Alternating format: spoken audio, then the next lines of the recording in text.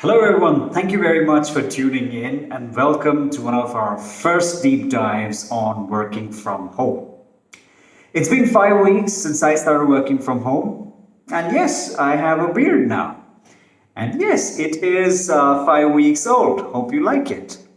So, as we complete 5 weeks of work from home, I was just reflecting upon it, introspecting and retrospecting on how things have turned out working from home. And I also thought it'd be cool to reach some of my friends from around the world on how working from home has been for all of them. And guess what?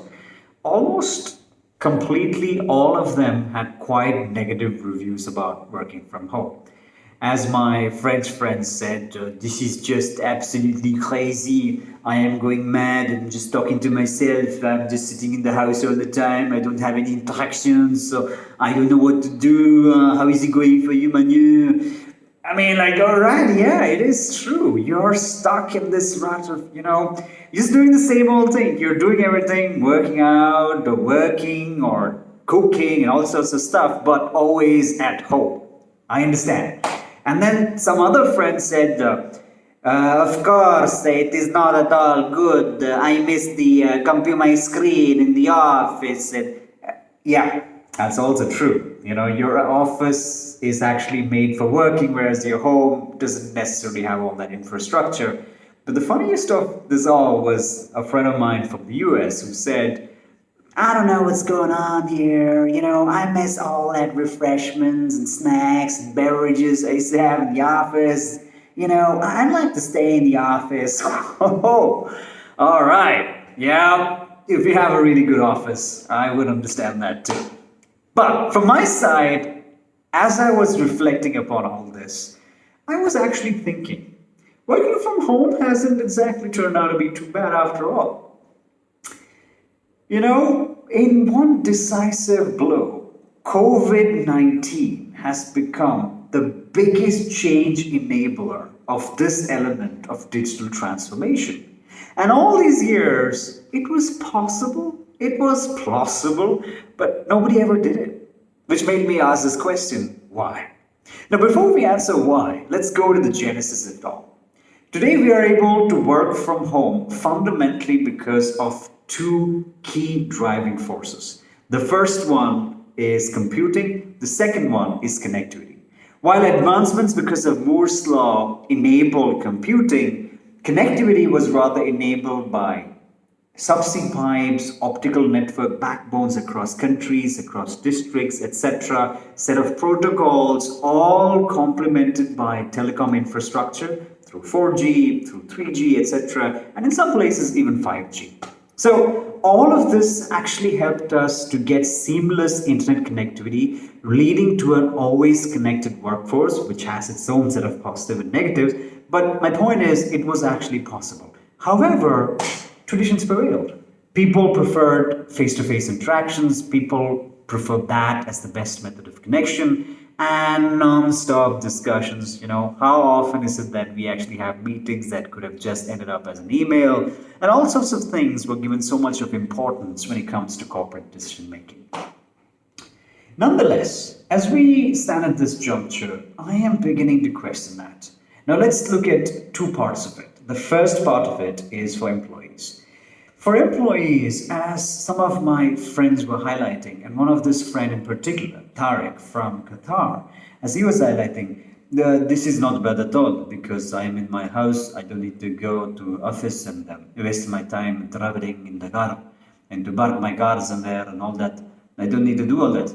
I am sitting here. I'm working all the time, and the Tariq also had a very interesting point as well, and this is a point that I really liked, and he's absolutely right. Tariq said that if you look at the work that is today, the most important skills like critical thinking, like creative thinking, like complex problem solving, all this come in spurts. He's right. It does come in spurts, and it's not something that remains constant throughout the day. So why is it that when we look at work, we imagine a sort of an input and output that has to come out between 9 to 6, let's say, or a particular set of variables? Why? At home, you're free. You can think when you want, you can work when you want, you're just free to do whatever it is that you want. And Tarek is damn right. And I was also thinking from the lens of corporates. So, in the lens of corporates, profit is equal to revenue minus cost. And a significant part of this cost is actually driven by real estate, both in OPEX as well as CAPEX from time to time. So if that is, why is it that corporates consider office as a mandatory part of any business? Especially when you know that it is something that's based on preferences. Come on, let's admit it. It is based on preferences. And also at the same time, you need not actually have all the workforce coming in every single day. Right. So as I was discussing with my friends as well, we all began to ponder about the future. Is it going to be a dystopia and utopia? And here is what I thought. Imagine this. You have a company of the future, let's call it the firm of the future, that is actually made by a set of very few key individuals who are going to form the core of this company. And at the same time, they are amply supported by the non-core working of a few specialists, experts, etc., who could be worldwide. And the entire focus of this core is fundamentally on one thing and one thing alone. How do you maximize the stakeholder value of that company? Most importantly, how do you maximize the shareholder value of that company? So let's not focus on all sorts of non-core things and focus on that one critical element alone. But yeah, on the other side, it also means that all these specialists could actually be working for competitors among industries. It also means that many things that we, took for granted, like earned leave, like health insurance program, etc., may not be exactly company's responsibility. Something to keep in mind. So, what are the conclusions? What can we really look forward to in the world of the future? Right. So, after all these discussions with many of my friends and after a fair bit of reading as well, these are some of the three key takeaways that I have. The first and foremost, it is super sad to note the already huge human impact of COVID. It is super sad, but at the same time, COVID has also resulted in becoming one of the greatest change enablers for this element of digital transformation in corporates. It's my conclusion, number one. Number two, all these years post the war, especially in developed economies, and all the more so in emerging economies, we looked at the world as a constantly evolving set of wealth creators creating more and more value strategically, financially, operationally, etc. But 2020 is going to put a pause in there. The world from now is going to be divided into two parts. BC, before COVID, and AC, after COVID. So, in entirety, the fundamentals of both these worlds are going to be rather very, very different. Which leads us ultimately to the third takeaway. Now, we're all working from home. We're all doing whatever we are doing as our governments have asked us to do. Staying home, important, stay home.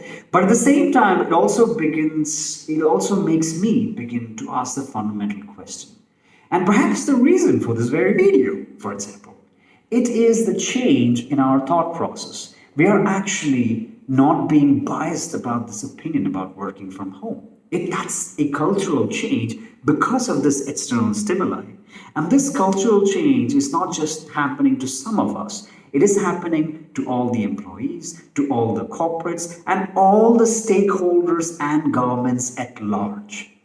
This cultural change of looking at businesses post-COVID is going to have far-reaching consequences in the years to come. It could mean that many things that we took for granted before are not going to be the things that are going to be taken for granted in the future. It could mean that many things for which we had the propensity before are not going to be the things that are going to have the propensity in the future, so on and so forth. So, these are the three key takeaways that I have. First, COVID being a big change enabler. Second, this unprecedented change causing a structural change in our world to BC and AC. And third, the fact that a cultural change is imminent.